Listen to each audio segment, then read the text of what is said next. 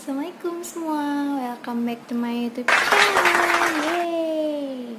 Sesuai janji aku di video sebelumnya bahwa aku bakal sharing tentang apa sih yang aku nggak boleh atau aku hindarin saat aku punya penyakit kista, bahkan saat aku didiagnosis aku ternyata adenium setelah merit. Jadi banyak beberapa hal yang ngebuat aku semakin belajar untuk cari tahu gitu. Yang pertama, dari sebelum menikah, ketika aku punya kista, aku itu menghindari makanan yang dilarang. Jadi aku dilarang makan junk food yang berlebihan, apalagi soft drink, no. Aku sama sekali nggak minum soft drink setelah aku didiagnosis kista. Kalaupun minum itu mungkin belum tentu setahun sekali, pokoknya benar-benar minumnya sedikit, itu pun benar-benar sedikit, dan emang aku menghindari hal-hal itu gitu. Untuk makanan junk food juga aku jarang.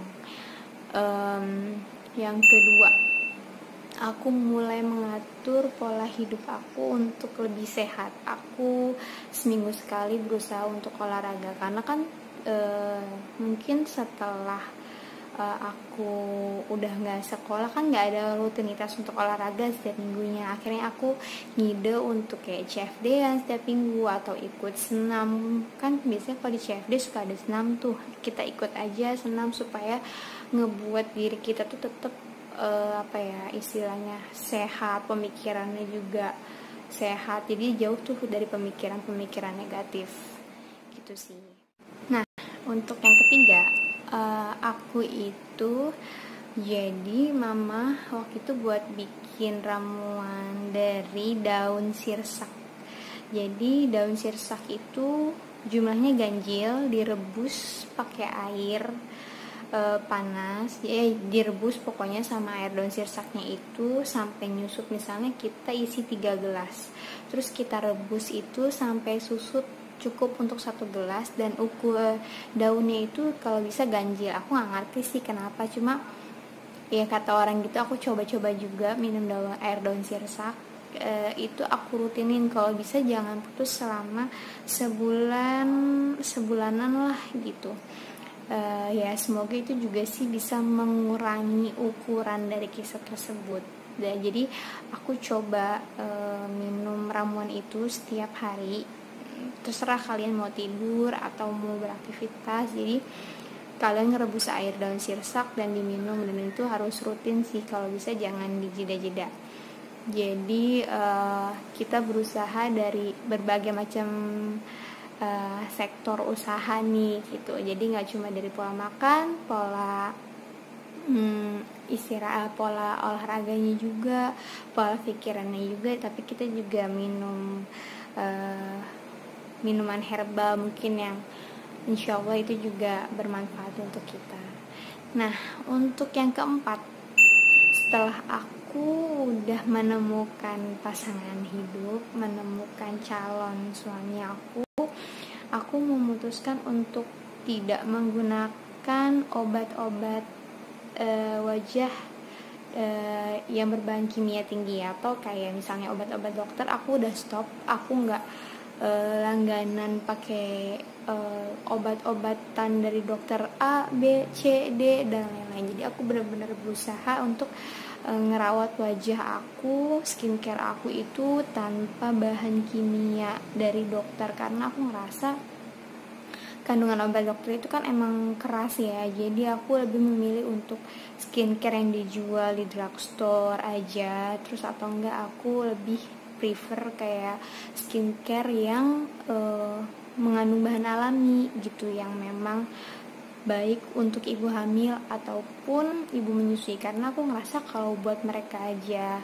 bisa gitu, pasti buat kita juga itu aman banget kan. Dan aku lebih mengurangi bahan kimia yang ada di diri aku, karena aku sadar bahwa aku punya penyakit dan aku punya penghalang. Jadi aku nggak bisa mengatur pola hidup aku sama dengan orang-orang normal pada umumnya. Jadi ada beberapa effort yang memang harus kita korbanin. Tapi insya Allah kalau kalian mau berusaha untuk mencoba beberapa skincare yang alami, insya Allah sih nemu. Dan ya walaupun hasilnya tidak akan semaksimal memakai obat berbahan kimia dari dokter, tapi setidaknya itu baik buat kehidupan kalian ke depannya gitu sih.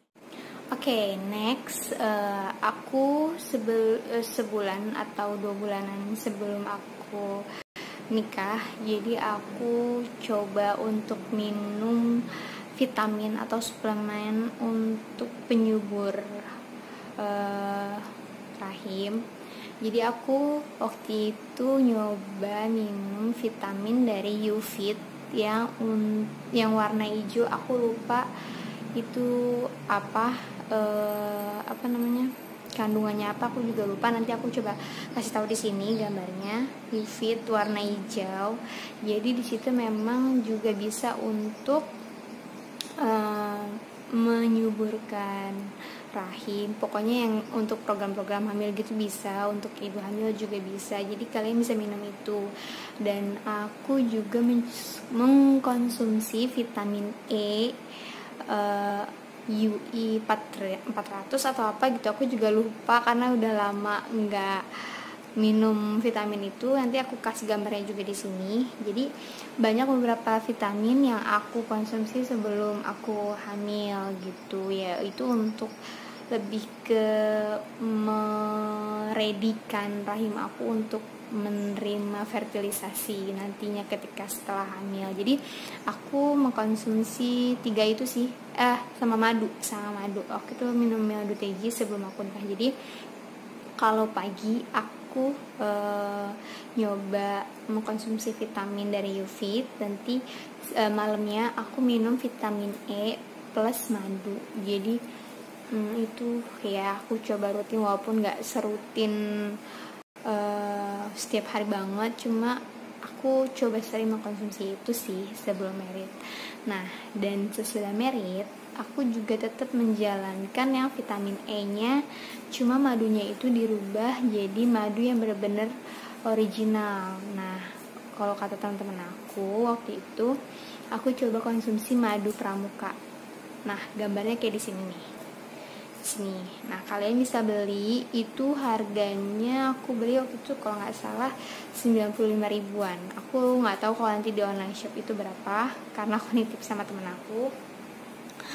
Jadi itu sih beberapa usaha yang aku lakuin sebelum dan sesudah aku nikah. Nah, setelah aku nikah pun aku juga kayak searching